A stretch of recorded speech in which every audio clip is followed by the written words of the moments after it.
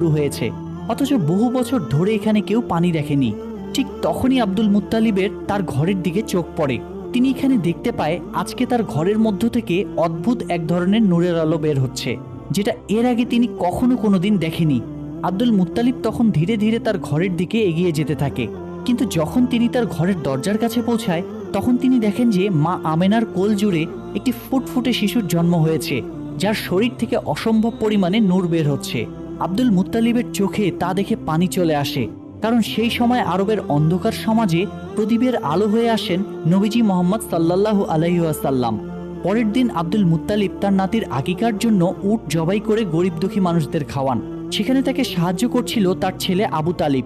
তখন সেখানে আবু তালিবের বড় ভাই অর্থাৎ নবীজির আরেক চাচা আবুল লাহাব আসেন। তবে গরিবদের সাথে একসাথে বসে খেতে হবে দেখে বাড়ির দরজা থেকেই তিনি চলে যান। আসলে আবুল লাহাব অনেক অহংকারী লোক ছিলেন। অন্যদিকে মা আমেনার বুকে দুধ তৈরি হচ্ছিল না, তাই শিশু মুহাম্মদকে দুধ খাওয়ানোর জন্য একজন মহিলাকে ডাকা হয়। সে ছিল আবুল আহাবের স্ত্রীর দাসী। তাই আবুল আহাব ঘরে ফেরার পর তার স্ত্রী তার সাথে অনেক রাগারাগি করে যে তার দাসীকে এই কাজের জন্য কেন নেওয়া হলো। আসলে আবুল আহাবের স্ত্রীও অনেক অহংকারী ছিল।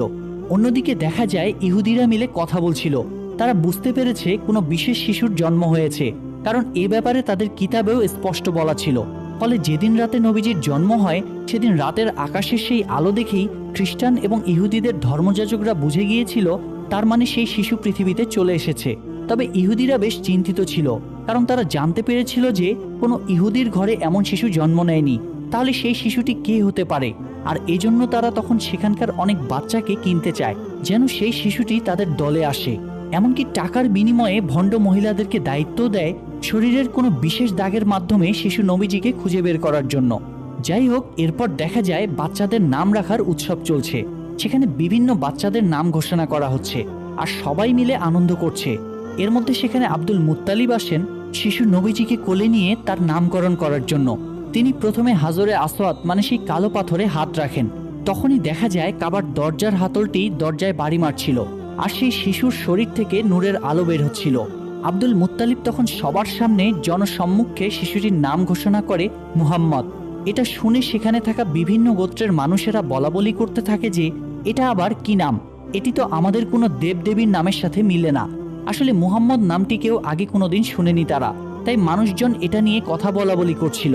তখন সেখানে আবু তালিব সবার সামনে এসে বলে, হে লোক সকল, তোমরা থামো, এই শিশুটির নামকরণ করা হয়ে গিয়েছে আর তোমরা তা পরিবর্তন করতে পারবে না।